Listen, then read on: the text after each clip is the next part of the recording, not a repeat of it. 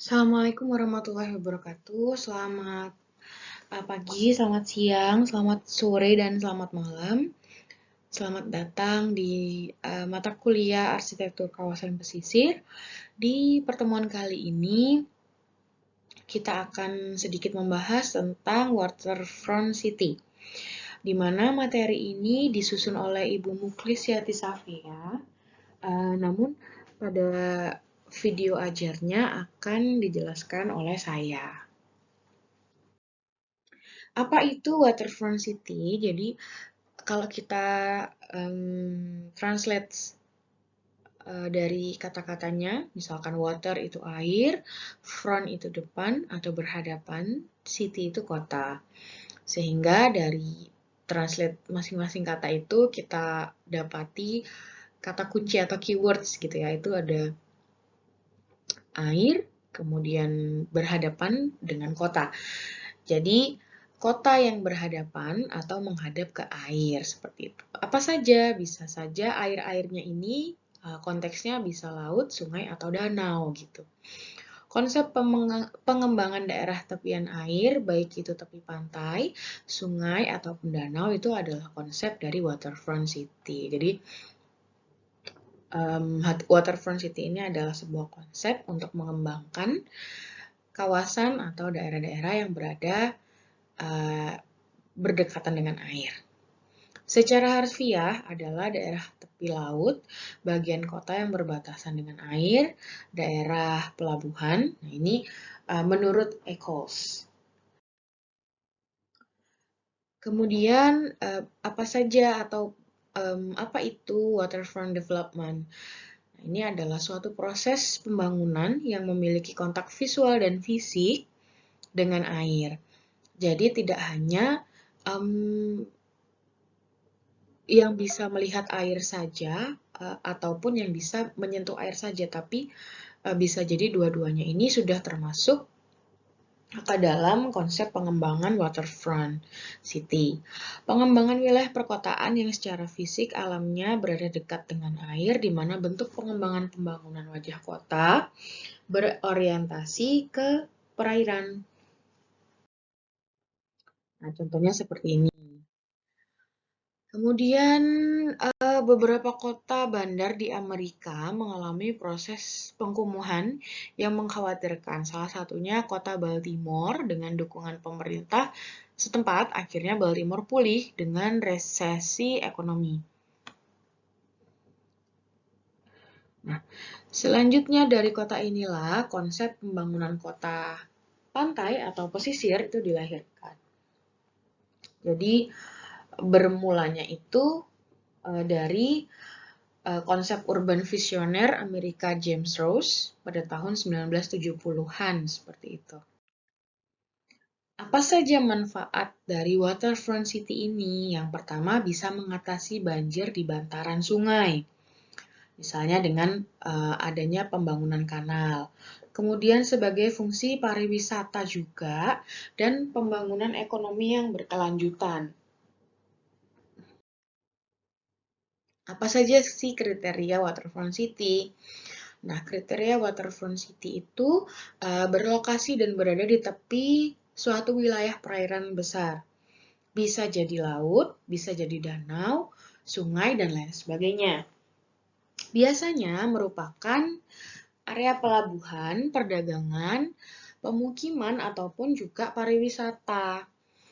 Nah, selain itu, memiliki fungsi-fungsi utama sebagai tempat rekreasi, kemudian pemukiman penduduk, industri, ataupun pelabuhan.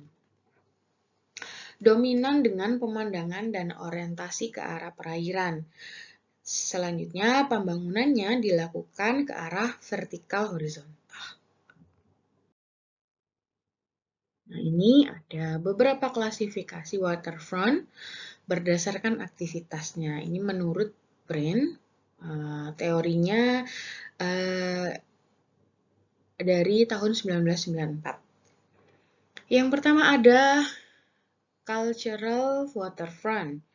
Ini mewadahi aktivitas budaya, pendidikan, dan ilmu pengetahuan. Kemudian ada environment waterfront.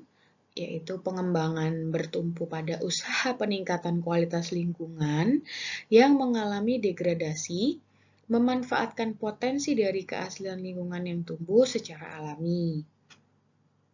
Jadi tidak dieksploitasi. Kemudian ada historical waterfront. Nah, ini umumnya berkembang sebagai upaya konservasi dan restorasi bangunan di kawasan tepi air. Nah, ada juga mixed use waterfront. Itu adalah pengembangan diarahkan pada penggabungan fungsi perdagangan, rekreasi, perumahan, perkantoran, transportasi, dan sarana olahraga. Selanjutnya ada recreation waterfront, fungsi aktivitas rekreasi yang didukung berbagai fasilitas. Misalnya ada taman bermain, ada juga dukungan taman air atau wahana air begitu ya. Taman duduk, taman hiburan, area untuk memancing, ada river walk, ada amphitheater, diving, dan lain sebagainya banyak sekali. Selanjutnya ada residential waterfront. Fungsi utama adalah sebagai perumahan.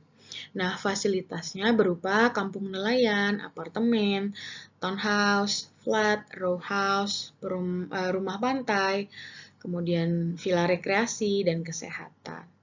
Nah, ada juga walking waterfront. Kawasan waterfront yang menampilkan sisi kelautan, aktivitas yang diwadahi umumnya berhubungan dengan perikanan, kemudian penangkapan, penyimpanan, dan pengolahan. Aktivitas pembuatan kapal dan terminal angkut air merupakan ciri utama dari walking waterfront ini. Nah, berikutnya ini adalah pengembangan fungsi kawasan dengan konsep waterfront development. Yang pertama adalah kawasan bisnis. Ini terdiri dari gedung-gedung perkantoran dan kondominium menjadi pusat bisnis. Yang kedua ada kawasan hunian, yaitu kawasan hunian, perumahan, apartemen, kondominium. Kemudian ketiga ada kawasan komersil, hiburan, dan wisata. Nah, penerapan Waterfront City ini sendiri di Indonesia berkembangnya itu sejak zaman penjajah kolonial Belanda pada tahun 1620 mulanya. Jadi pada tahun itu membangun suatu kota tiruan Belanda yang dijadikan sebagai tempat bertemunya lalu lintas perdagangan. Penataan sungai untuk kelancaran lalu lintas seringkali dilakukan pada saat itu untuk mendukung berlangsungnya kelancaran perdagangan. Kalau zaman dulu yang diperdagangkan rempah-rempah gitu ya. Indonesia merdeka, kemudian pembangunan berbasis paradigma kelautan didengungkan sejak terbentuknya ada Departemen Kelautan dan Perikanan di tahun 1999. Kesadaran besarnya potensi kelautan dan perairan Indonesia yang secara laten terus-menerus mengalami penjarahan oleh negara tetangga dan mulai berkurangnya pemasukan negara dari sektor hasil hutan dan tambang. Nah, ini ada konsep waterfront city di Indonesia. Nanti akan dibahas di beberapa ibu kota, tapi ini hanya perwakilan saja. Jadi yang akan kita bicarakan adalah beberapa dari banyak sekali daerah-daerah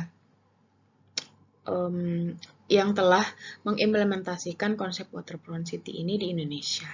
Yang pertama misalkan Jakarta. Kalau di Jakarta ini tujuan utama merevitalisasi, memperbaiki kehidupan masyarakat pantai, termasuk nelayannya. Jadi penataan pantai bagi kesejahteraan masyarakat, tujuannya dengan memberdayakan keunggulan ekonomis seperti pariwisata, kemudian industri, pelabuhan, pantai untuk publik dan juga perumahan. Contoh pembangunan hunian baru di kawasan Ancol yang juga berfungsi sebagai sarana hiburan dan wisata. Selanjutnya ada di Manado. di area pesisir pantai Boulevard Manado sebagai kawasan hiburan, wisata, dan ekonomi. Sungai Tondano dengan menata kembali pemukiman yang ada, ikut serta menjaga kelestarian sungai, serta mampu meminimalisirkan pencemaran sungai Tondano ya. Berikutnya, ini ada di Makassar. Waterfront City di Makassar berciri kota maritim yang kuat, yaitu dengan adanya penataan di Pantai Losari. Kemudian di Banjarmasin itu ada kota seribu sungai yang pengembangan Waterfront City-nya bertujuan untuk menjaga kelestarian budaya masyarakat Pasar Terapung di Sungai Barito. Nah, dengan itu juga menata kembali pemukiman yang menempati sungai sebagai halaman belakang. Kegiatan tersebut juga memaksimalkan potensi sungai sebagai jalur transportasi, juga sebagai objek untuk tujuan wisata karena sangat unik sekali sehingga dapat menarik, menjadi daya tarik pada wisatawan yang berkunjung. Berikutnya ini ada Surabaya. Kota Surabaya sebagian besar wilayahnya berada di daerah pesisir pantai utara Pulau Jawa atau Pantura. Wilayah Pantai Kenjeran dan Pantai Ria direncanakan dibangun dengan konsep wilayah terpadu. Nah, kalau teman-teman pernah ke